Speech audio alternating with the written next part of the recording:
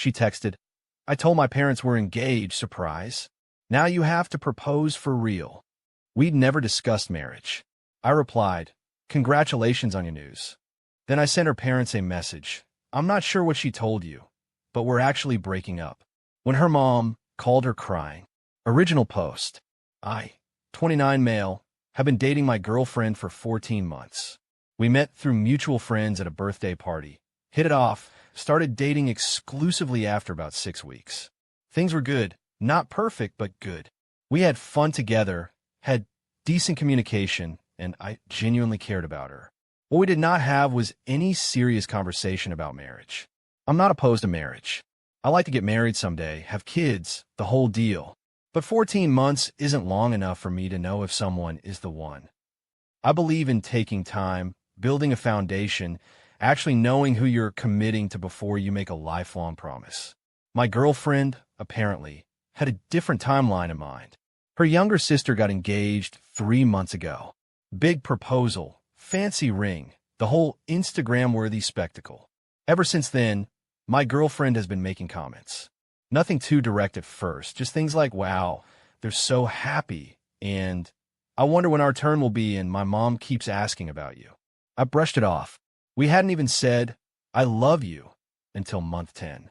Moving to engagement talk at month 14 seemed premature, to say the least. Then, last Tuesday, I got a text that stopped me cold. So I did something crazy. I told my parents we're engaged.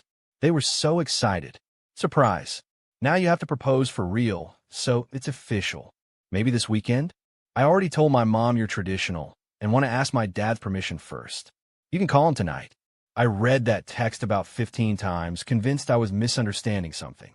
She had told her parents, her actual parents, who I'd met exactly twice, that we were engaged. Without asking me. Without us ever discussing marriage. Without a ring, a proposal, or any kind of mutual agreement. And her solution was that I should just make it real. Propose for real this weekend to match the lie she'd already told. I sat with that text for about 2 hours. Part of me wanted to call her immediately and demand an explanation. Part of me wanted to believe this was some kind of joke. Part of me was just, Eventually, I replied, "Congratulations on your news."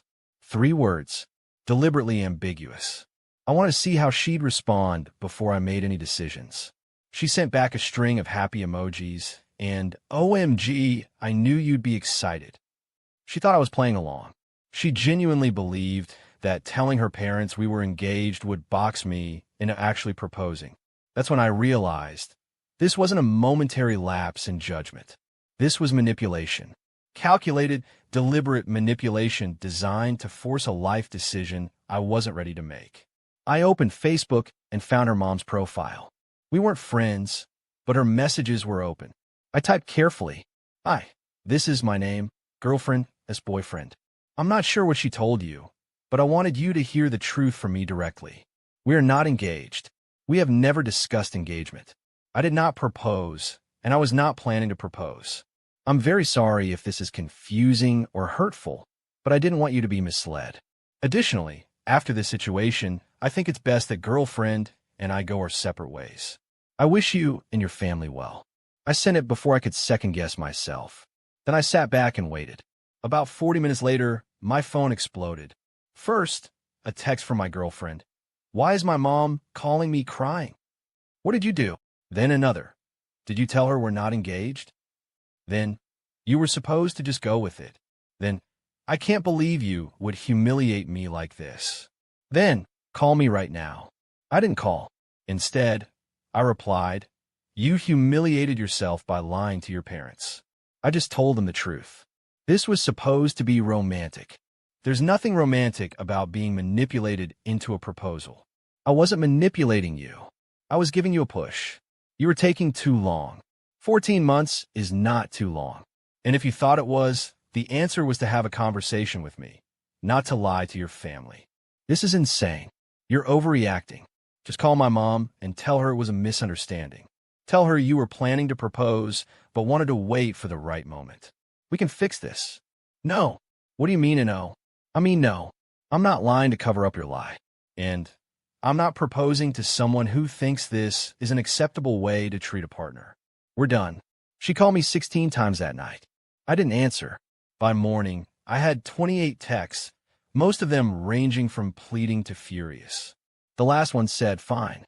If you want to throw away everything we had over one mistake, that's on you. But don't come crawling back when you realize what you lost." I haven't responded. I don't plan to. I'm still processing all of this. 14 months isn't nothing. There are good times, real feelings, moments I thought we were building something. And now it's just gone because she decided her timeline mattered more than my consent. I'll update if anything else happens, but honestly, I'm hoping the silence means it's over. Update 1, 5 days later. So much for hoping the silence meant it was over. After my last post, I spent a few days just laying low. Went to work, came home, processed my feelings, started mentally adjusting to being single again. My friends were supportive. My family thought I made the right call. I was starting to feel like I might actually be okay. Then her family got involved. It started with her dad. He called me on Thursday evening, and I made the mistake of answering because I didn't recognize the number. "This is girlfriend, as father. We need to talk." "Sir, I'm not sure there's much to talk about. You embarrassed my daughter in front of our entire family. You made her look like a liar." "With respect, sir, she did lie. She made a mistake. She got excited and jumped the gun. That's not a reason to end a relationship. She told you we were engaged when we never even discussed marriage. That's not jumping the gun. That's fabricating a major life event. You could have handled it privately instead of messaging her mother." "I could have, but then you'd still believe we were engaged, and I'd be trapped in a lie I never agreed to. So you'd rather destroy my daughter than have an uncomfortable conversation? I'd rather not be manipulated into a marriage proposal by someone who doesn't respect my autonomy." He hung up on me. Fair enough. The next day, I got a message from her sister, the one who got engaged 3 months ago and apparently started this whole mess. "Hey, I know things are complicated right now, but I think you're being really unfair to my sister. She loves you so much, and she just wanted to move the relationship forward. Can you guys please talk? She's been crying for days." I replied, "She lied to your entire family about being engaged. That's not moving the relationship forward. That's lying. She made a mistake. People make mistakes when they're in love. People in love have conversations. They don't fabricate engagements and then demand their partners make it real. You're being so cold. I can't believe you're the same person she's been raving about for over a year. I'm the same person. I'm just not willing to be pressured into marriage by deception." She left me on read after that. But here's where things got really interesting. 2 days ago, my girlfriend showed up at my apartment. I was home alone, watching TV, when I heard knocking. Figured it was my neighbor asking to borrow something. Opened the door, and there she was. "We need to talk." "I don't think we do. Please, just give me 10 minutes. Against my better judgment, I let her in. She sat on my couch, the same couch where we'd watched movies together, where she'd fallen asleep on my shoulder, where I'd started to imagine a future with her, and looked at me with red-rimmed eyes. "I know I messed up," she started. "I know I shouldn't have told my parents without talking to you first. Okay, but you have to understand where I was coming from. My sister got engaged, and everyone kept asking when it would be our turn, and I felt so much pressure. So you created a fake engagement to relieve that pressure. I didn't think of it as fake. I thought if I just got things started, you'd catch up. You'd see how happy everyone was, and you'd want to make it real. That's not how relationships work. I know that now. But I panicked, and I made a bad decision, and I'm sorry. I'm so sorry. Can we please just start over? Pretend this never happened." I thought about it. Really thought about it. No. Why not? Because I can't trust you. You made a massive decision about our relationship, telling your entire family we were getting married, without consulting me at all. You expected me to just go along with it. You weren't sorry about lying. You were sorry you got caught. That's not true. You texted me, "Now you have to propose for real." Those were your exact words. You thought you could force my hand. I didn't mean it like that. How else could you possibly mean it? She didn't have an answer. "I think you should go," I said. She cried, begged me to reconsider, promised she'd never do anything like this again, that she'd go to therapy, that she'd do whatever it took to rebuild my trust. But here's the thing. I believed her. I believed she was sorry. I believed she regretted her actions. I just didn't believe she'd change. Because the entitlement that led her to fabricate an engagement, the belief that her timeline mattered more than my consent, that she could manipulate me into major life decisions, that wasn't a one-time mistake. That was a worldview. And worldviews don't change because of one uncomfortable conversation. She left in tears. I felt terrible, but I also felt certain. This relationship was over. Update 2, 9 days later. I thought after she left my apartment, things would finally settle down. I was wrong. Over the next week, my ex launched what I can only describe as a campaign to either get me back or destroy my reputation. Maybe both. It started with the mutual friends. We have a shared social circle from when we started dating. Most of them are originally her friends, but I've become close with a few of them over the past year.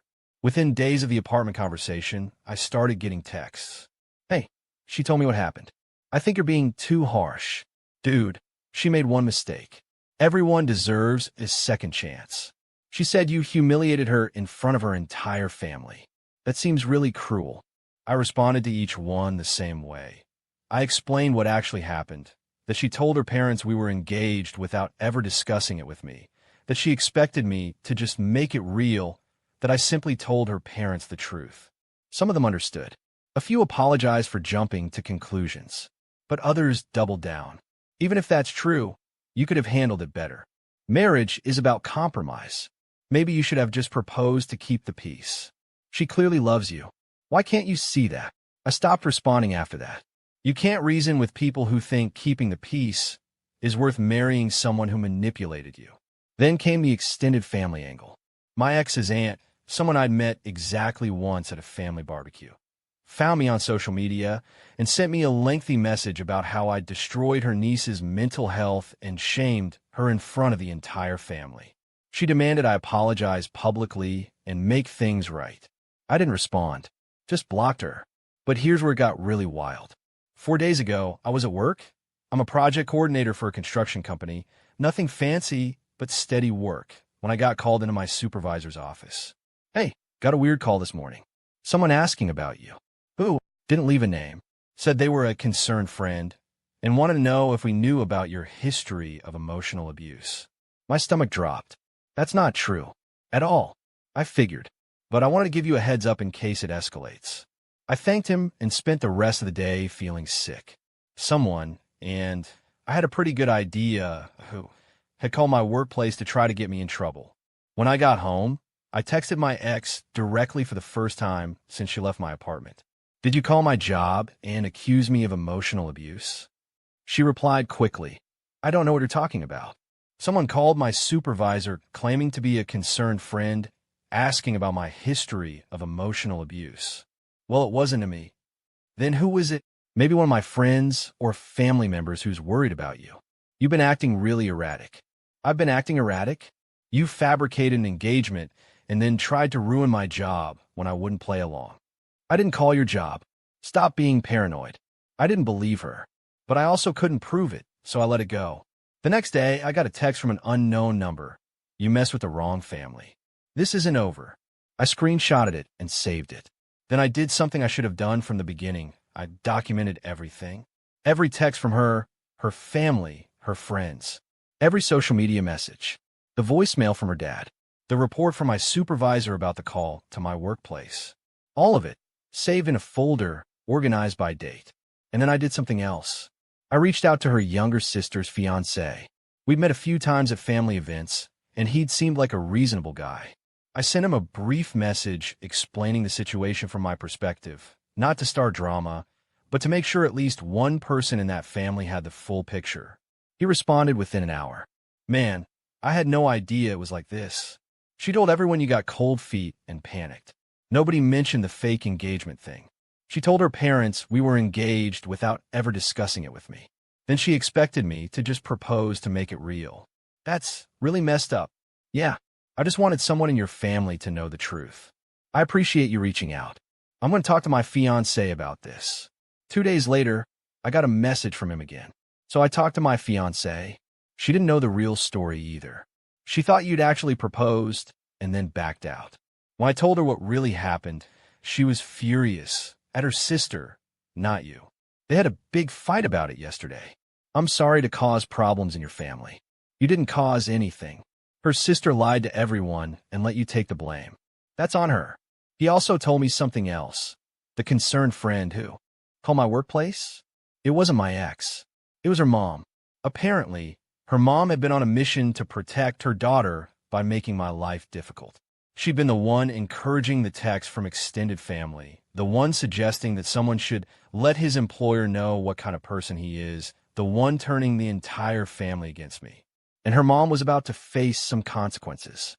Final update, 12 days later. This is going to be my final update because things have reached a conclusion and honestly, I'm ready to move on. After finding out that my ex's mom was the one who called my workplace, I made a decision. I wasn't going to just let this slide.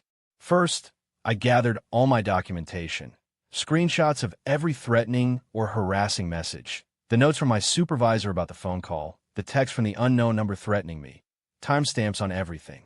Then I consulted with a lawyer, paid $200 for a 1-hour consultation to understand my options.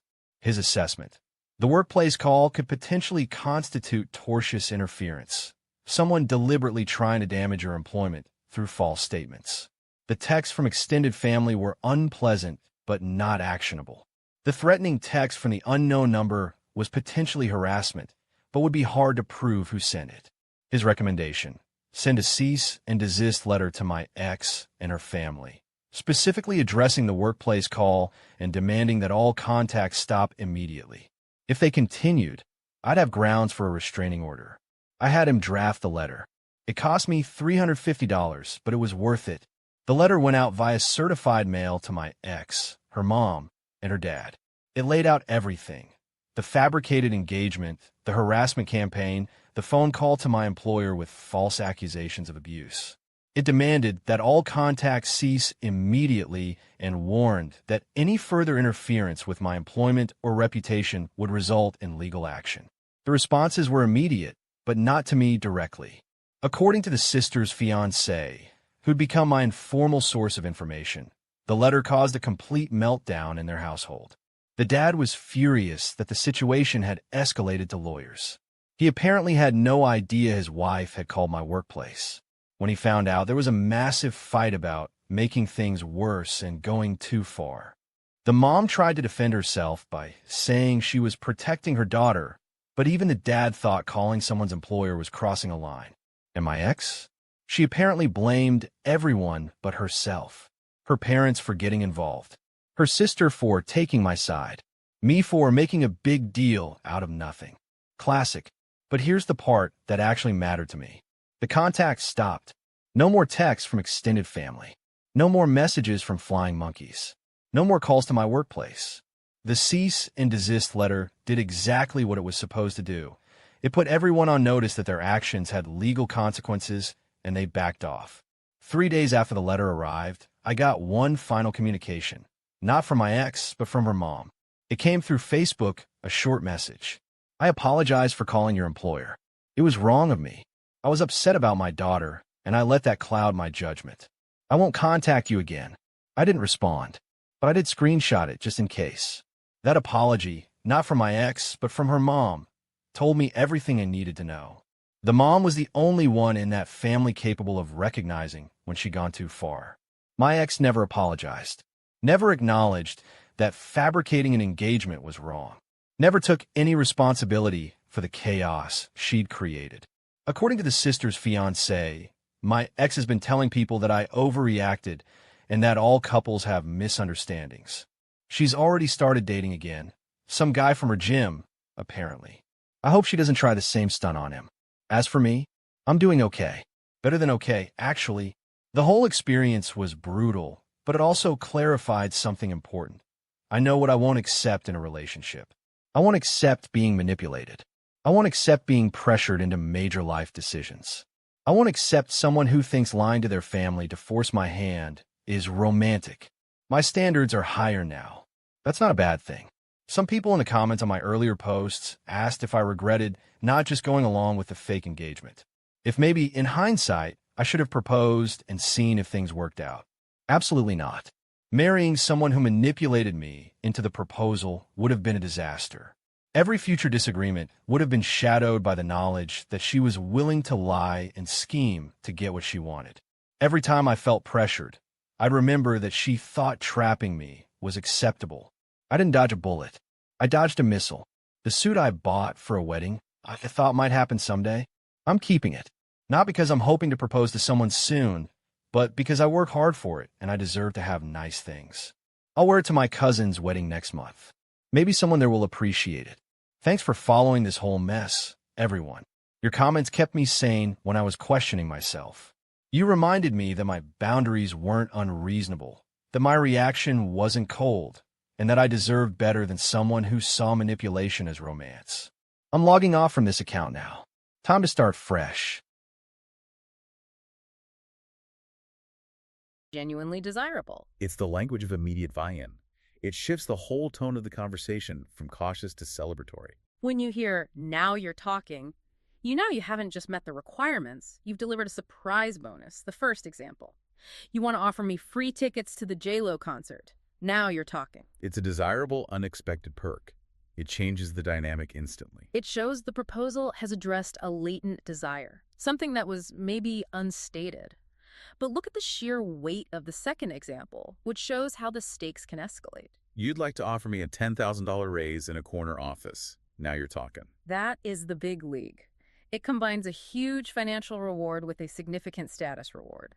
The corner office is a symbol of recognition, seniority, trust. So the idiom confirms that this comprehensive offer perfectly aligns with the person's highest priorities, both money and status. It is the verbal confirmation that the deal is now excellent. This phrase tells the other party that their strategy worked. They correctly identified the magic combination of variables to get a yes. It signals full, enthusiastic commitment. The handshake is coming next. Almost certainly. And finally, we get to the ultimate negotiation closure. The phrase that removes all remaining ambiguity and forces the decision. The ultimatum. Take it or leave it. This is the most direct, highest stakes way to signal closure. It is. It means accept this proposal exactly as it is, or reject it entirely. It signifies that the offering party believes they have reached maximum leverage. All reasonable concessions have been made. This proposal is firm, and it is final. It completely eliminates any opportunity for more counteroffers. It does, but I have to ask. The timing of this phrase is everything, right? If you use it too early, don't you just push the other side away? Absolutely. The timing is critical. It should only be used when two conditions are met. First, you've thoroughly crunched your numbers, and this is truly the maximum you can offer. Then second? And second, your BATNA is so strong that you are genuinely 100% prepared to walk away. Because if you say take it or leave it and then you concede something else. You've just destroyed all your future negotiating credibility instantly. The first example is a classic business boundary. The highest salary we can offer you is $50,000 a year, take it or leave it. That's a clear financial ultimatum. It defines the upper limit of their budget or salary band for that role. The message is, the internal calculation is done, the numbers are crunched, this is the result, and we will not move. And the second example, though it's much lower stakes, it still shows that transactional clarity. I'm offering to do the dishes for 1 week if you'll help me with my science project. Take it or leave it. It frames a specific, balanced, final offer. It takes the emotion out of it. The speaker has defined the value exchange, a week of chores for academic help, and they are prepared to walk away if the help isn't worth that price. It's the pure language of the final transaction. The time for persuasion is over. The time for a decision is now. And with that firm ultimatum, we close the deal on our deep dive. Well, we've covered a complete strategic cycle of